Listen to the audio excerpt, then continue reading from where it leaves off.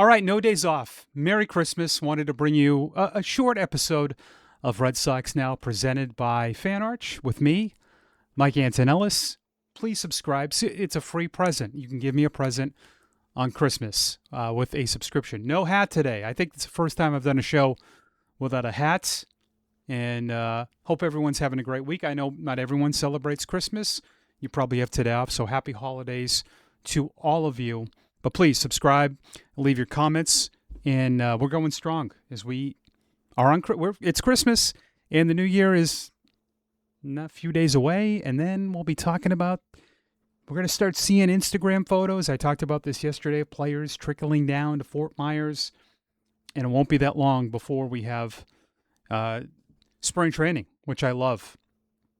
Last year, right before I started doing the show, I went to Arizona for a week. Did spring training there because a lot of my buddies are broadcasters for the teams out there.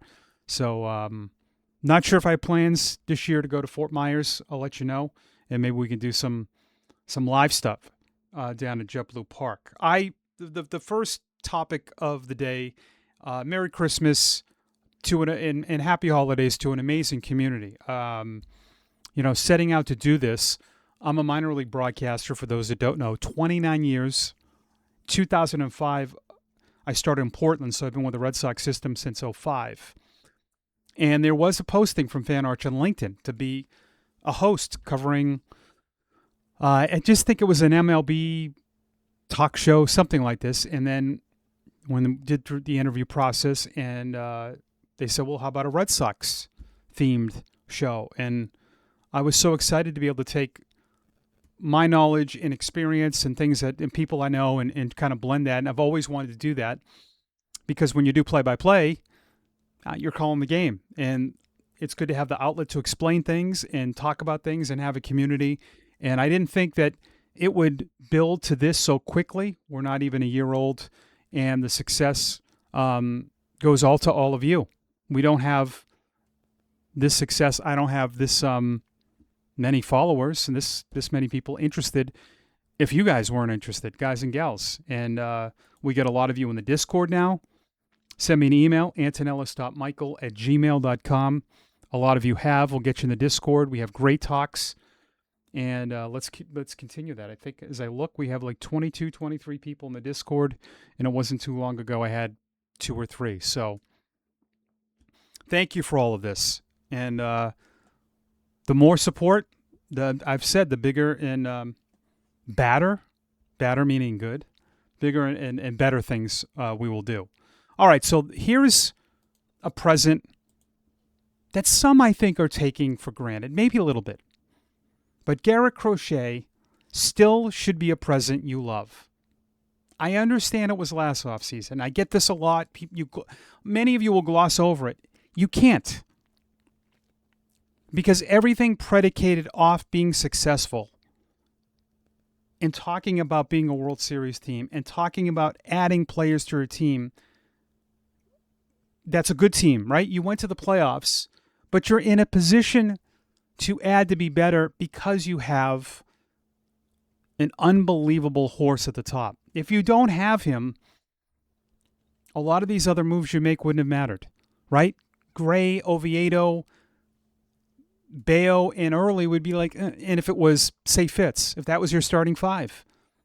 But you have a horse at the top, and you have to appreciate how hard that is to get and how you could go. And listen, I know I get this. Well, you did it twice. You got Sale. I understand that. The odds of that happening again in the next 20 years is probably 1,000,000 to 1. The likelihood of trading for 2 not number ones. There's a difference between being a number 1 and being an ace. Crochet is a top 3 pitcher in the game that you got in a trade. It alleviates a lot of other things you can do. It is the sole reason why I picked him as the team MVP. It's why you were where you were last year. If Houck is decent, you're not a playoff team. If you didn't have Crochet and Houck was decent, Crochet took you to the next level. To be great, you have to have one of those guys. I get Toronto might not have had someone like Crochet. They had a solid core. Detroit has been successful without a great core around Detroit, right? Around Skubal. But that is a present that you should still love and not say, yeah, that was last year. You got the guy for a long time. And it changes the whole dynamic of your team. He takes so much pressure off a lot of other pitchers. But this is a present you should love.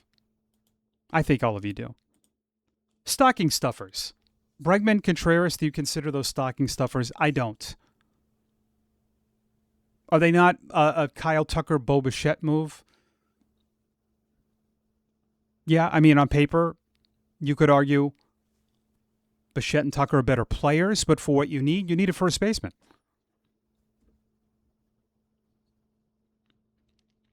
Contreras, to me, does a lot more things than Alonso. But you have a first baseman. That's a position you need. Bregman is a position you need.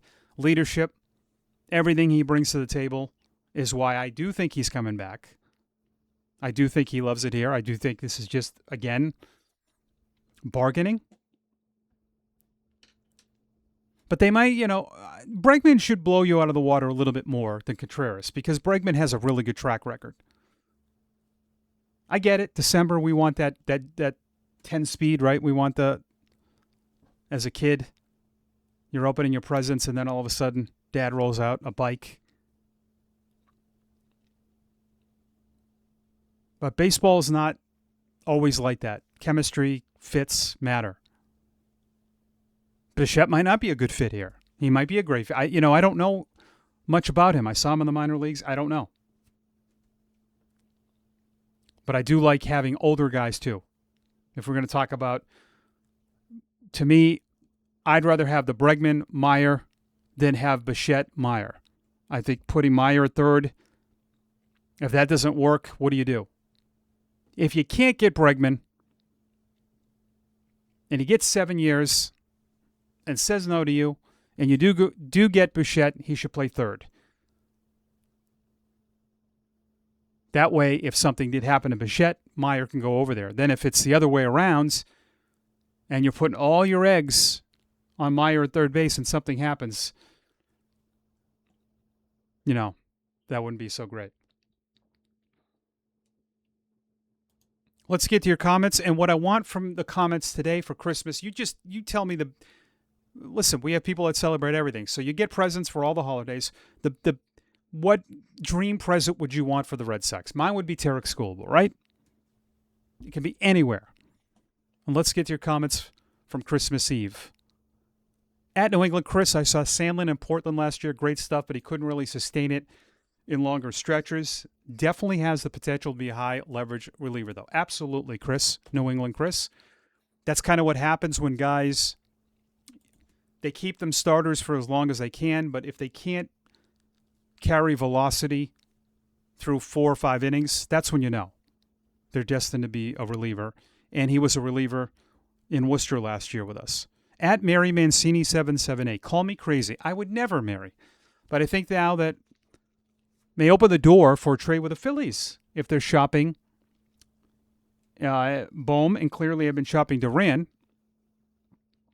I can see the door for Tyler Green and Alec Bohm. Mary, that's not crazy at all. A lot of scenarios that we see play out are ones we never heard any rumors, except Contreras was something that got out there. So somebody leaked that. Richard-G5U9R. I'd like to see the Sox trade one of those minor league pitchers, even one player like Tristan Gray, for another guy like the Password. We have no homer, RBI, guys in AAA or AA. That's a problem. Not really. I mean, I see what you're saying, but they will sign a bunch of free agents soon. The minor league free agency kind of lags. We will see all of that happen soon. All right, I'm giving you 10 minutes of your Christmas day. Thank you for watching Red Sox Now, presented by Fan Arch. Really, I hope you have a great holiday. We'll talk on Friday, the day after Christmas, and we'll talk about presents. Why not? Thanks for watching, and as always, go Sox.